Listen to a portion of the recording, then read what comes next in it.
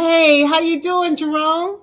Hey Norma, I'm good. How you doing? Good, good. Good to see you again.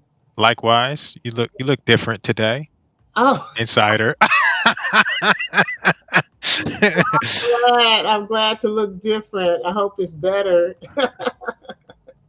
Yeah. And you look great today too. In your Thank you. very, I appreciate you. you Thank you. always look nice and professional.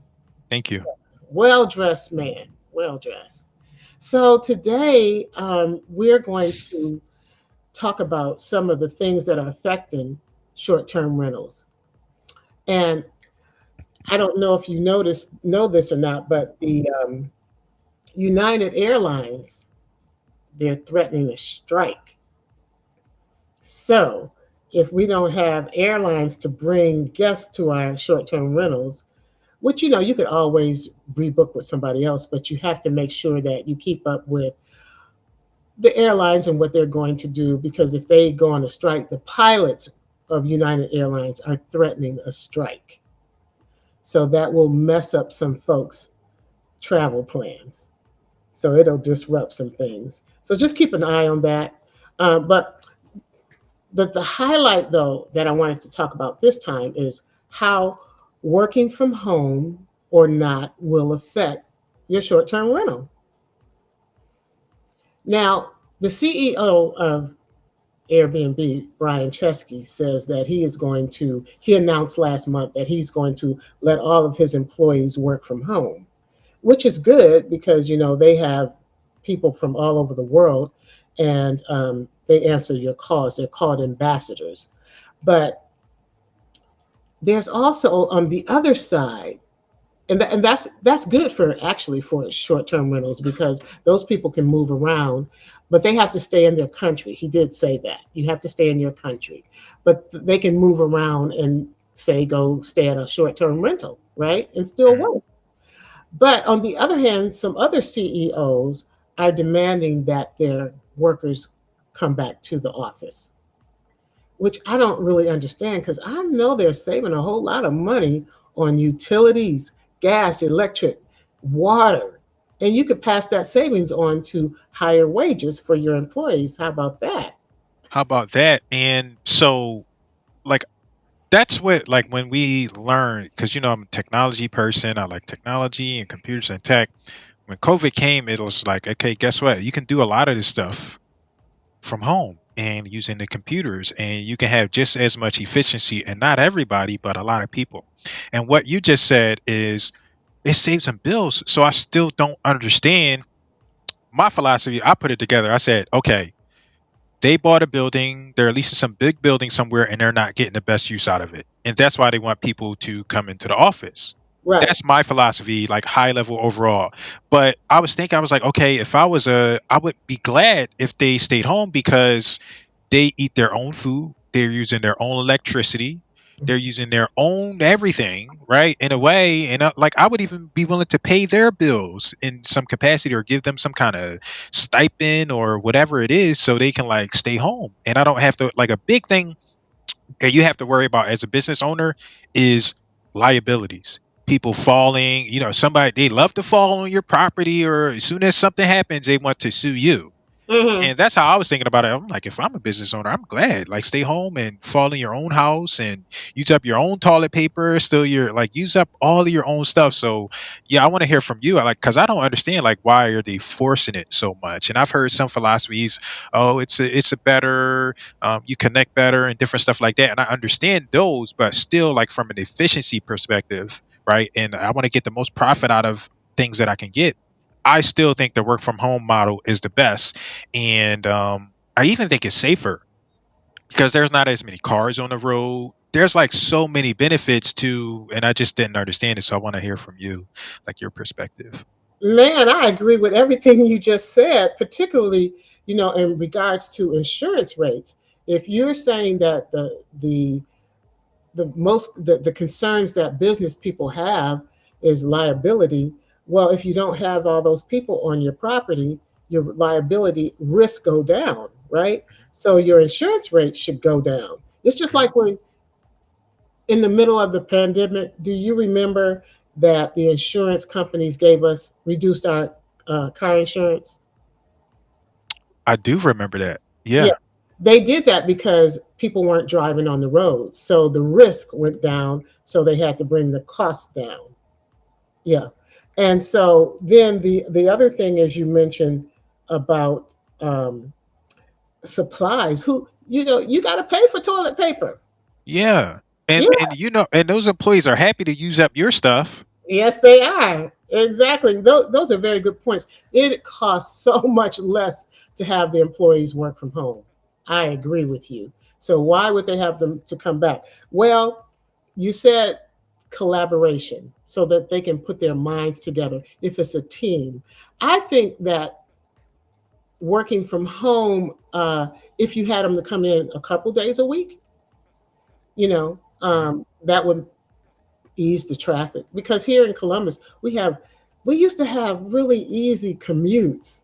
Now it doesn't last that long, and they did open up another lane on the highway, but uh, man, our traffic is getting pretty bad. Now it's not like New York or Los Angeles, or I don't know what it's like in Philadelphia, but I imagine rush hour is pretty bad there too, huh? Yes. Yeah. Because we got like and we got our neighbor New York, so we're right next to New York, so we're like second to like that stuff transfers over. Yeah, and traffic is not as bad as New York, Hmm. but it Philadelphia is one of those cities that's like terrible with traffic. Typically, the those metro areas are terrible with traffic. So Hmm.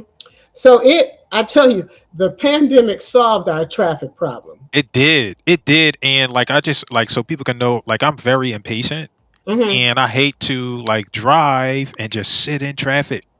It's It, such a waste of time. And that's why I like the work from home thing because it's like, guess what? People can like get immediately to work. They don't have to worry about the traffic. You don't have to worry about road rage and people being frustrated because that person cut them off at the road. So they're coming in and they're yelling at their coworkers and all that stuff. So I just, well, here's man, the thing: it may be affecting OPEC as well because Saudi OPEC. Arabia, yeah, sorry, What's Saudi, OPEC? um, oil producing countries, the oil producing countries. Okay.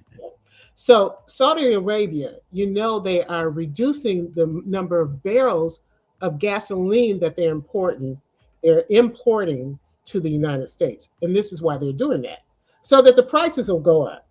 So if you think about it, if Yeah. employees are not driving to work, the United States is buying less gas because we need less gas, right?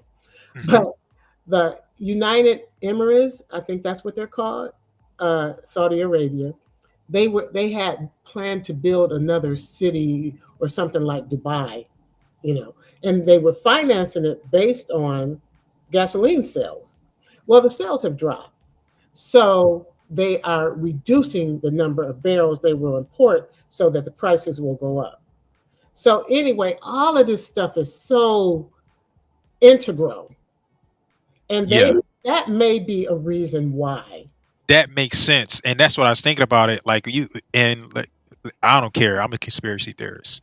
So if that funds the wars and you get to control people, yeah, make them go back into the office. So that makes sense. But from a purely human, like protect society, make human better, make humanity more efficient, it doesn't make sense. But when you think about it, like what you're saying, like, oh, we want to keep the wars going, we want to keep poverty going. Okay, yes, send them back to the office. Right. And so I think it's just financially, it's a Yeah, financial thing for to make sure they're selling more oil. makes sense. Uh-huh. That But makes and sense. then plus on top of that, we have electric vehicles now. So then people are really buying the gas because I had an electrical. Did I have two electric vehicles? I can't remember. We get a new car every 24 months because we lease them.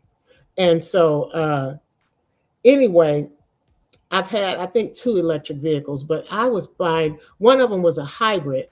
I bought gas every 3 months. So that in this particular house, Wow. I didn't have to buy gas, but every 3 months. Because every time I go somewhere, I hook the car up, charge it, and go back on my way, and I charge it back when I got home. So yeah, I used a lot less gas, and we have a lot of Teslas and hybrids and Ford. It is adversely affecting our consumption of gas, petroleum. That So makes sense, and that makes so much sense because, like, from a purely, like I just said, like, okay, let society grow and become better. It just makes all the sense in the world to do that. Like, gas is like, isn't it non-renewable? It's a finite resource. it is not non-renewable. It takes a really long time for fossil fuels to Yeah. form. So it's not that it's not renewable, but it take a long time. Hmm. Yeah. So if you get rid of that and you do like electricity, and yeah, it's like, Hmm. And man, electricity you can generate through lots of different ways: yeah. solar, wind, uh, the dams. Electricity can produce through coal. All types of ways you can produce electricity. Mhm. That Hmm. makes sense. So I just learned, I'm like, why are they doing that? But that makes sense because it keeps up, like, basically our broken economy that's based and built on war and all of this stuff that we really shouldn't Hmm. be Well, doing. And that's also why they're so resistant I to the think change. really in this equation, really war is less of an issue. It is really that all these other factors, electric vehicles, all these other Uh-huh. ways to produce electricity and power to power these vehicles, we're using, in addition to people driving less, the the major importers of oil are losing money. So um, yeah, we were trying to get off of oil dependency anyway. It was Mhm. coming anyway. So yeah. But the economy is built on it, and I'm telling you, it's war. Okay. Well, I will go. I will agree with you on that because I'm just not going to think about war. Yeah. My Uh, husband is a retired military officer, and we watch a lot of war movies. Oh. So, but anyway, so yeah, that was pretty comprehensive, huh? yeah, that was comprehensive, and I hate to go back, but that's where we make a lot of money. That's where a lot of money comes from. Oh, absolutely. The other thing is, I had another point, but I'm just trying to remember what it was. But anyway, okay, we can in regards to that, but maybe it'll come to me in a minute. But Okay. okay, so we were talking about the end of working from home and how that will adversely affect the short-term rental business. Mhm. Because I had a lot of guests that came.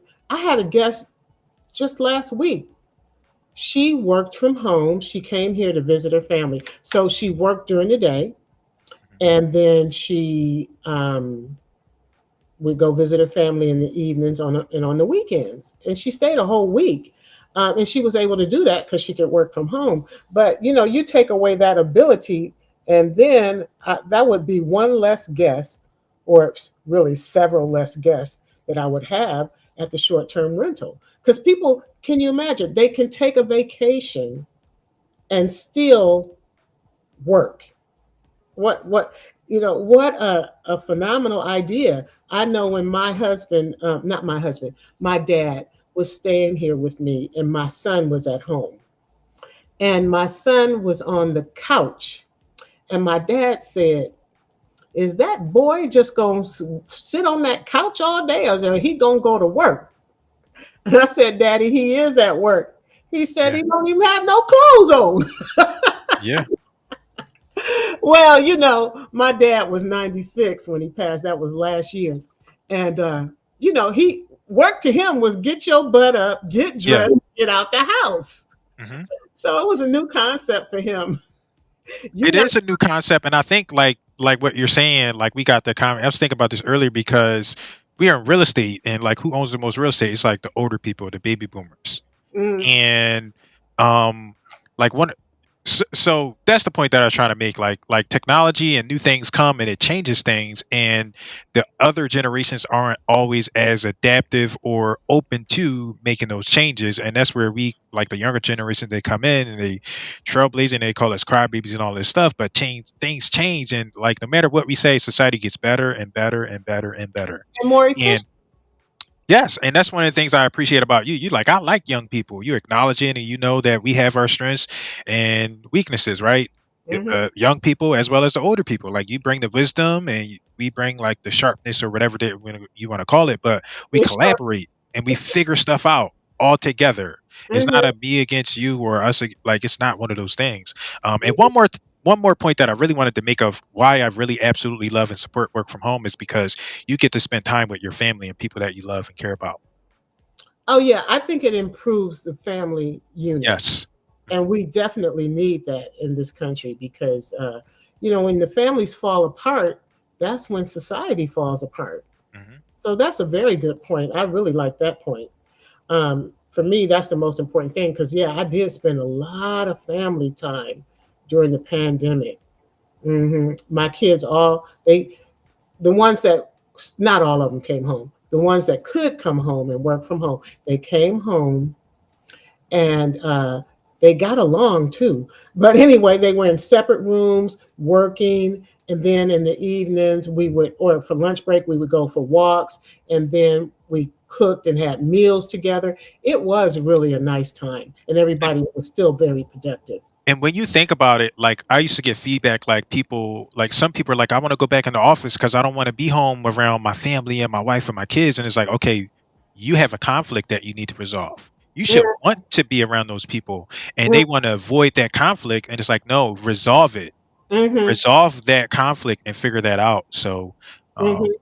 yeah, um, Yeah, well, that's a very good point. They should go to counseling. yeah, like go confront that issue, and you should want to be around those people. And this the point that slipped my mind that I wanted to say. Like if you really sit there and you think about it, you spend more time at work than you do at home. If you work a 40 hour job, you Hmm. spend more time, you invest more time with that employee than Yes, you you do. do at home because you sleep mostly at home. Hmm. You Yeah. but when you're getting ready for work, you're talking about work, you're doing all this stuff for work for the 5 days. You get the weekends off sometimes, maybe, but Hmm. for most of you, they say 40%. That's a lot of time to dedicate to some strangers and people don't care about you, typically, right? Yeah. Yeah. I agree. I totally So agree. yeah, But that's why I love to work from home. yeah, I realize that there should be a good mix. Now, just imagine, we talked about really this is making society more efficient, Hmm. being able to work from home and saving on utilities for these companies. Also, it's going to reduce the amount of smog. We talk about Hmm. the carbon emissions. It's going to reduce all that. Just like that, I forget what country it was, but they could see the mountains as a result of not. Oh yeah, yeah, yep, Yeah, yep. so it makes the environment better too. So it just makes sense. Um, but it does. The bottom line is things revolve around whatever the powers that be and how they want to still make money. Another thing, like a really positive benefit, is like because we built all these buildings and all these infrastructures, and then like we were like at home. Hmm. And it's like, okay, what do we do with these buildings? Well, we can't do it now, but we should be working towards it, maybe, right? But it's like, okay, you got all these homeless people. Like, why don't you take those buildings and start to like inject these people in some kind of facility where you can like actually and legitimately help them? Sure. Versus, like we can start to use those buildings in another way instead of being like so profit driven and profit centric. We can strive to more towards, okay, how can we help these people? Oh, if all of y'all can work from home, we got an empty building, let's build something here. Let's build a cafeteria, let's build a homeless shelter, let's build like the things that we legitimately need for society so people can do better and thrive, right? We're gonna talk about like socialism and all democracy and all that. Let's do it the right way, Hmm. like Hmm. that. So yeah, that's a very good point. I always thought about that. What would it take to convert these commercial buildings into living, residential living areas. So I thought the major thing for me was running plumbing, enough plumbing through the buildings to accommodate the people, because I don't think commercial buildings have as much plumbing. You know, they have communal bathrooms on each floor. Um, but you know, you could still use them. You probably would have to add some showers or something. But I did think about that. Yeah, How but even then, it's like, right, if we could sit down and talk about it, right? You're like, oh, how do you do that? So maybe you do a shower building and a sleeping building, and but these are just ideas, right? Maybe everything doesn't have to be all of the plumbing in one building.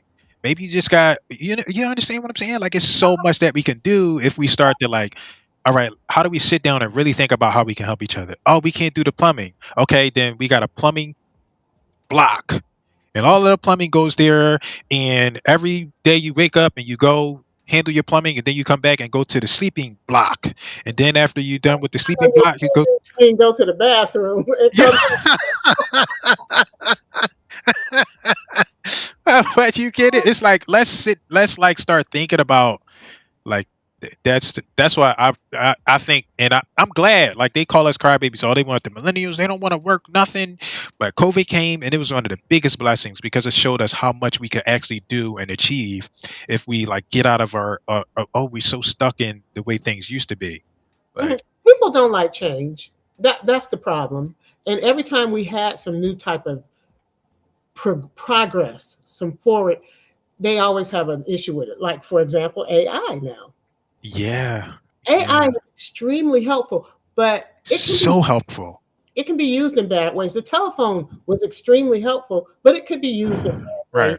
TNT is helpful, Hmm. but it can be used in bad ways. Yeah. So everything that progresses, it's going to have some things that you have to tweak about it. Nothing is perfect, Hmm. and that's what I like about young people being innovative. Hmm. So I wish that I had the energy and the mind like I did when I was younger. There's a lot of more opportunities now because you have the internet. You can do research easily. So I appreciate the progressiveness of Yes. the What, AI. It and makes like things one of really easy. And just imagine we could all have a 20-hour work week if we just use more AI. Yeah. One of the things that you said is like, that's me too. Like, I'm going to always push back on the people that are like resistant to change. There will always be dangers. Hmm. Always. It's a tool. Hmm. So this woman, she was like, everything is about profit. All you're doing is trying to make profit with AI. And I was like, that's not everybody's intent. Some people, right? Some people's intent is like, some people have malintent. But think about it. Like you mentioned AI. I'm like, what about all of the lives AI is saving, like helping cure cancer and helping people with like mental issue? Like, what about those issues? Hmm. Right. So it's not always negative. It depends on how you look at it. I was like, and then she couldn't say anything back. I was like, yeah, you didn't think about that. You only thought about the other part. Like, if you take it away from everybody, that means it slows down the good stuff too. You can't do it that way. So, That's true. That's true. It does. Because my son is he's a systems engineer and he works on what they call machine learning. It's AI. And some of the things that he's worked on, like you said, detecting cancer in the body, and mhm. he's done all kinds of things with the AI, but I can't remember them all. But that's the one that sticks out in my mind. But let's look at short-term rental and how AI helps and benefits the short-term rental industry. So if you have AI and it can tell you, for example, who is rebooking your properties. Like I had several guests this year that contacted me, and they they needed to rebook, and but the AI on the short-term rental platforms keeps track of all that stuff. Who returns to your listings, and it also it tracks a whole lot of information and informs it and keeps it for you. So it's very beneficial even in the short-term rental business because it makes it so you don't need as many employees to run your business. It It, is beneficial, and like what you just said, like you don't need as many employees. And like I had did the presentation for like Covery, and I can't remember it. I was telling people, I was like, you create some videos and you take those videos and you transcribe them and then you like put it in a book. And just recently, I'm always thinking like, how can you use this to do something else? And mhm, one of the big things that I do is like I do what we're doing, like I take videos as an example, and mhm. then like when I first created like my when I first wrote my first book, right, which is right there in the background, I had to What's pay the name of so it? many real estate marketing implementation. Yes. I I had to pay I had to pay so many people to like edit it, and I don't mind paying and stuff like that, but the process was so it's like it took so much time for me to like get the task done. And just recently, like when the AI, like ChatGPT, everybody like AI has been out, but ChatGPT came out and it was like it gave us like more leverage and authority. And I was like, what if I like asked this AI to do the spell checking for me?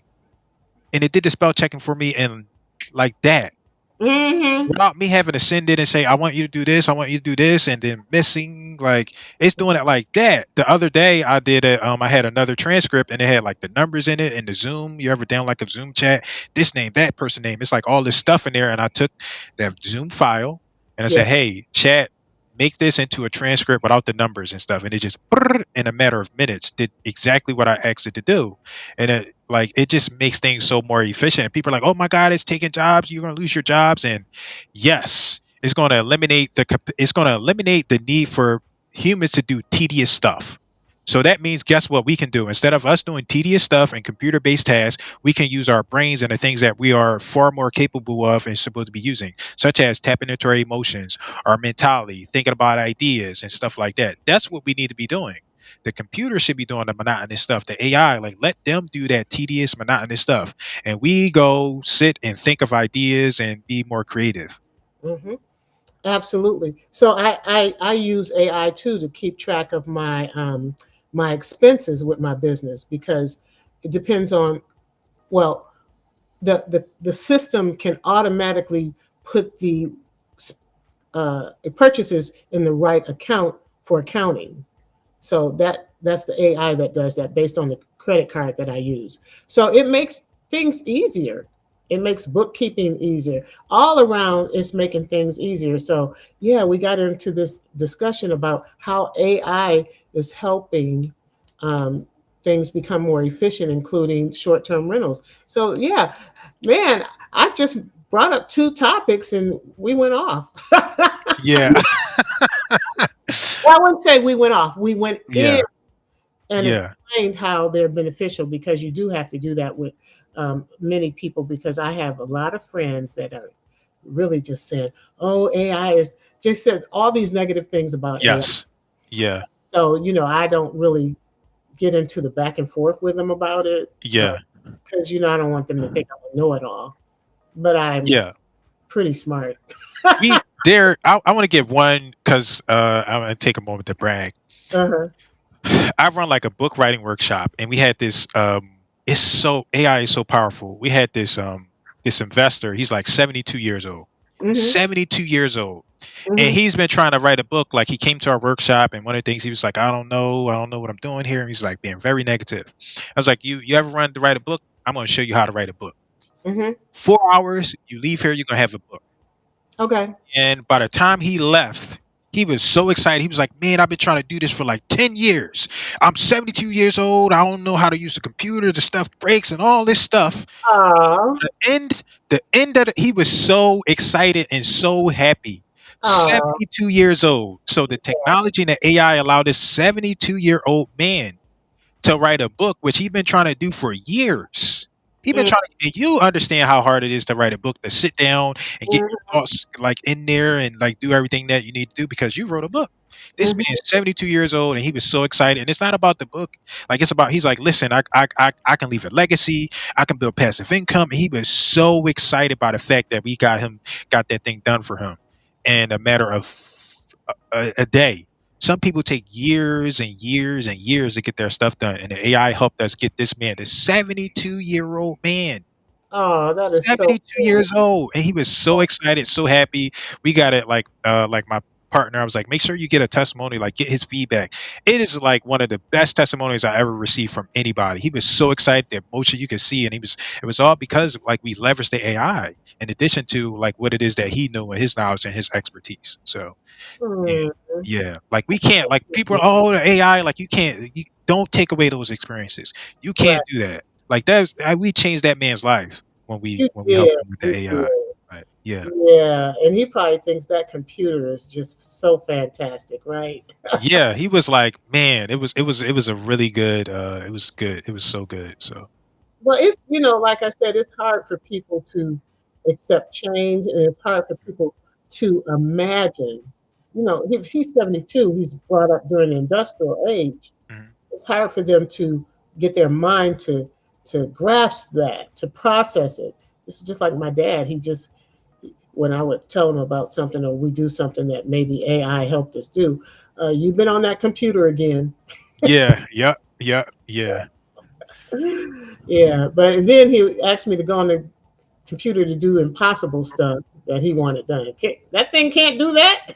Right. It ain't magic. So No, well, it's been a really good conversation with you. I yeah, really thank you. appreciate it. I So, appreciate you too. and yeah, so we people will understand and appreciate. Well, you don't have to understand AI. Just appreciate it because I don't understand how a car works. But I get in there, I turn that key, and I put my foot on that pedal, and I'm gone. But I Right. don't care. I don't know how all that stuff works. It doesn't matter to me. Mhm. So all I use it for is the benefit. Yeah. Absolutely. Mhm. Absolutely. And then the car is another technology that could have been. You could. There's called something called vehicular homicide. You could kill somebody with that vehicle, but who thinks like that? Right. Think of it as a weapon, but they are thinking of AI as a weapon. Mhm. Yeah. So anything can be used as a weapon. Absolutely. Hmm. Yeah. Well, that was some interesting stuff. We talked about how short-term rentals will be affected by people going back to work. I'm so sorry. But yeah, so we'll have some more good news for you, or we'll talk about some more news affecting short term rentals in our next session. Thanks a Thank you, lot. Norma. Thank You're you. I appreciate you so much. welcome. Mhm.